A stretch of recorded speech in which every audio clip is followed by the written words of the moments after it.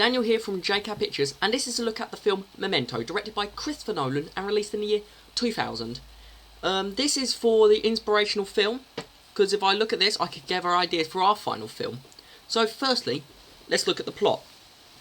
The plot of this film is basically a man has lost the ability to make new short-term memories, but still seeks to get revenge for his murdered wife. Pretty unique plot. I personally really like the idea of him not having his short-term memory, and it's quite a typical revenge story, which is typical, but the fact that he's lost his memory puts such a new, unique edge on it. I really like it, and I think maybe for our film, I'm not sure if we can probably portray it, but maybe something to do with memory loss or not knowing who they are.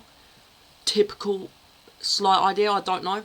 We may use this in our final piece, we may not, I'm really not sure, but yep, so that's the first thing I looked at. Secondly, the characters in this film. You've got one protagonist, which is Leonard, played by Guy Pearce. He's a male character, I'd say he's about 30s, 40s, and he's one with the memory loss. And he is just like, the way his character is portrayed, he's portrayed as a good guy throughout the whole film until the end, but you can't really treat him as the bad guy because of his condition. So you're always rooting for him, as you do with a protagonist. And I just really like the way that they have made this protagonist having all this memory loss, making you not knowing anything about him. Like, as soon as the film learns it, that's like, as soon as he remembers it, you remember it, which really keeps you on the edge of your seat and keeps you wanting to keep going and watching this film. And I like the idea of one protagonist, and we may use this in our film. And then after that, we have two antagonists, Teddy played by Joe Pantalone and Natalie played by Carrie-Anne Moss. So the character of Teddy is quite mischievous, manipulating, deceiving, small, scrawny man, like a typical, what you would think is a typical thug or bad guy. And once again, what I really like about him is that he is portrayed as a bad guy throughout the whole film until the end, and you find out he's actually a good guy.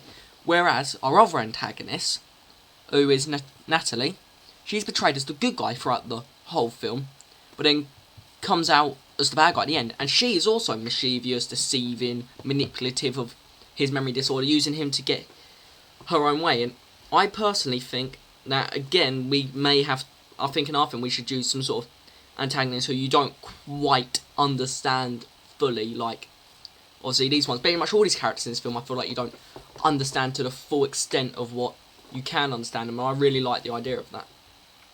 Okay, so thirdly, the setting in this film. There's loads of sets in this film, which are quite a lot. Let me think, there's a motel, there's a pub, there's Natalie's house, there's a cafe, there's a tattoo parlour, which sort of fits into the plot. He tattoos all over his body to help him remember important stuff. I'll get to that in camera shots later. And there's a lot of and obviously there's an urban area, so this obviously adds to sort of a realism, like, in a sense, because most of the audience who watch this will be from an urban area, and they will sort of connect more with the film, and like, it makes it, as I said, look more realistic and down to earth. And then there's a set I really like in this, which I want to use in our film, is there's an abandoned house which you see right at the start and right at the end. And personally, I think an abandoned set is really good for a thriller, and I think we can possibly do it in our one, because we haven't got the big budget for all this urban setting like in the rest of the film, but it's an abandoned place. We could easily find some abandoned building, or make someone's house or a barn or something look abandoned, and it really creates suspense and make it quite eerie, like it does in this film. And I think that's something we should use in our final product, personally. Now lastly, I'm going to talk about the camera shots and the editing.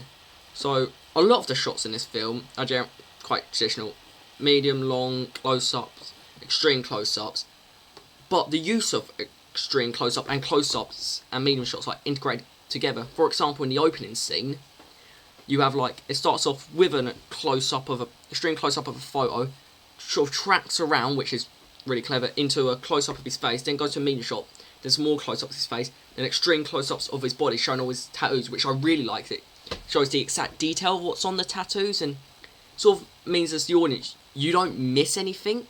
With strange close up his face, you can see sort of blank expression at this point, as in he doesn't know what's going on. That's proving the memory loss. But also at other points, it shows like anger and lust and the emotions in the character, which I really like. And as I said, the editing, I like the quick cuts because it actually looks good. It looks continuity editing. You don't really notice it. It's how seamless it is. But also, it sort of just, because it has quick extreme close-ups, then a cut to a close-up, then extreme close-up and stuff like this, sort of really like keeps the varied camera angles, keeps the audience quite engaged and interested in it, instead of just being a plain like medium shot the whole way long, just maybe tracking him, you know. And what else did I put here? Another bit of editing I really like in this film is the use of, what's it called, sort of like colour changes. Like when it goes to the flashbacks or showing you from the start of the story, it goes in black and white to distinguish from the, obviously, like actual time. Well, not actual time, but like, yeah, actual time's a good way to put it, because the story's told backwards. It's hard to explain, basically, but because it distinguishes from that, it means that you don't lose track of what's going on, so you can keep closely engaged with the film and know what's going on.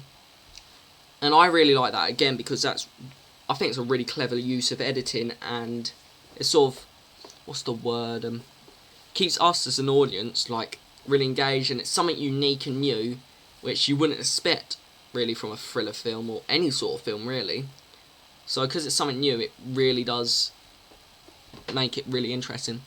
What else did I put here? So yeah, from this, I think that in our film we should use some extreme close-ups to show very important or suspenseful things, like extreme detail, like maybe an extreme close-up of a blade of grass and there's someone's foot going over it. No, that's quite a typical shot which people used. Or extreme close-up of glasses with showing the reflection, maybe. I don't quite know, but I feel like use of extreme close-ups are really key to sort of add the suspense, because if you cut it in nicely with medium shots and close-ups, and you use it to sort of like extreme close-up on inanimate objects to symbolise stuff, and I feel like that'd be really ingenious. And I also like having quite continuity editing with the cuts. I feel like we should use that in our final film because, well, it sort of just looks good, and you don't really want all junky uncontinuity editing, because we sort of want our film to keep some sort of level of realism. Don't want it to be too, oh, there's that, oh, there's that, just randomly jumping around. Less, obviously, maybe it's a chase scene or scene of high intensity where, obviously, a lot of jumping around is going to help, if you know what I mean. So in conclusion, from watching Memento, I sort of decided that I would like to use aspects of the plot, use a lot of the editing techniques they use in this, and also I would like to use some of the abandoned sets. But personally, I don't think the music will work for our sort of film. The characters are a bit too complicated and in-depth for us, and we couldn't really show that in the opening minutes, so it doesn't really matter per se. And the camera shots are quite generic, but really well done, and I think if we have that level of camera work, our film will look very seamless and very professional. So that is obviously this Inspirational Film. I know this is good, and hopefully from this and the other inspirational films other people in my group have done, we can come up with some very good idea for our film and make it very good. Okay, so I forgot to talk about the music in this film, so here it is. Quickly, the music in this film, it's not like overwhelming, as in it's too much, not over the intense dialogue and stuff, but it is used in some dialogue scenes, but very minimalistic, like quite simple sound. For example, you hear it a little bit in the scene when he's about to tattoo himself. The harder it gets. Well, then call me back.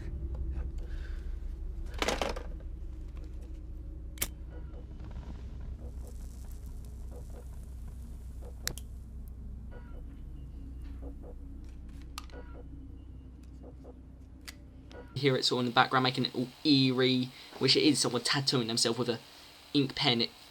is creepy. It's meant to make you feel a bit like your hairs go up in the back of your neck. And then, obviously, in the scene when he's running in the trailer park, it has it. And it's small parts of it in, like, action scenes, but it's quite minimalistic, so it still feels a bit, like, raw and, like, hard-hitting with the punches and the physical action. Because it's not, like, over the top, like Indiana Jones music, where it sort of makes it sort of cartoony and funny action. It still makes it down-to-earth, intense music.